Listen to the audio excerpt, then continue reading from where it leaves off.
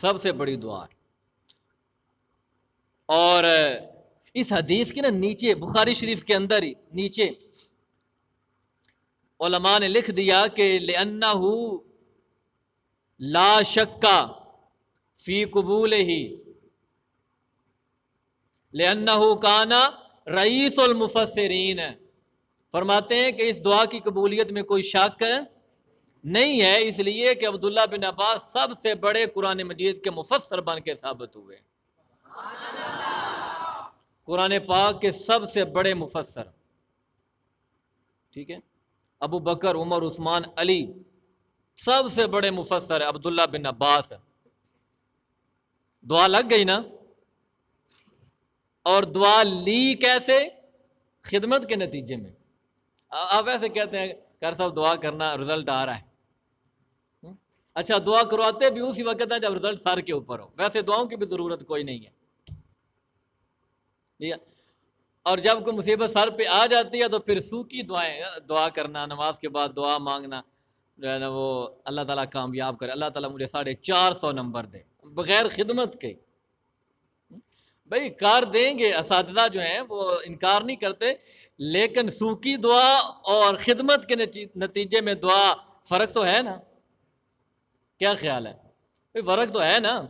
تو آپ خدمت کر کے دعا لینے والے بنیں، سوکھی دعا لینے والے نہ بنیں۔ اور جس بندے کو والدین کی یا اساتذہ کی دعائیں لگ گئیں، سچی بات ہے کائنات کی کوئی طاقت جو ہے اس کے راستے کے آگے رکاوٹ نہیں بن سکتی۔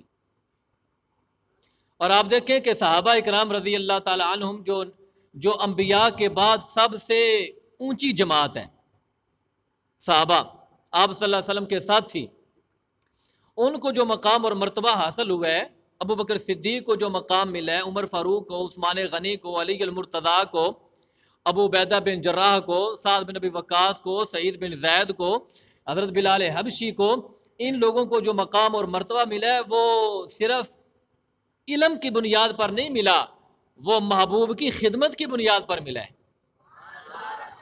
بات سمجھ آئی ہے؟ یہ بات ذہن سے نکال دیں کہ ان کی کوئی ذاتی محنت تھی جس کے نتیجے میں ابو بکر صدیق بن گئے، عمر فاروق اعظم بن گئے، عثمان جو ہیں وہ ذی النورین بن گئے، اور کامل الحیاء والایمان بن گئے، اور علی المرتضیٰ اسد اللہ الغالب بن گئے۔ ذاتی یعنی ان کی کوشش نہیں ہے، یہ آپ صلی اللہ علیہ وسلم کی خدمت ہے اور آپ صلی اللہ علیہ وسلم کی دعاؤں کے نتیجے میں سب کچھ ان کو حاصل ہوا ہے۔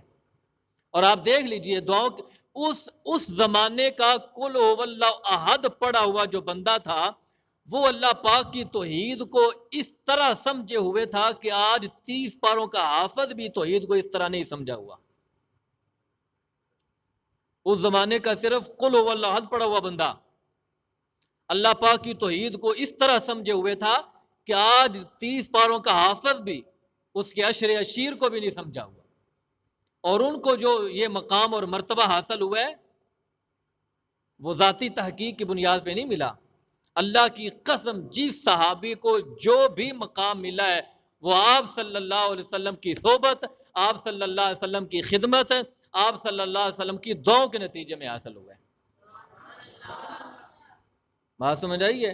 ورنہ وہی لوگ تھے نا جو اپنے ہاتھوں سے پتھر کی مورتیاں بنا بنا کے سجدے کرتے تھے، اور آج وہی ہیں جن کو اللہ پاک رضی اللہ تعالی عنہم ورضوا عنہ کی سندیں عطا فرما رہا ہے، یہ مجھ سے راضی ہو گئے، میں ان سے راضی ہو گیا۔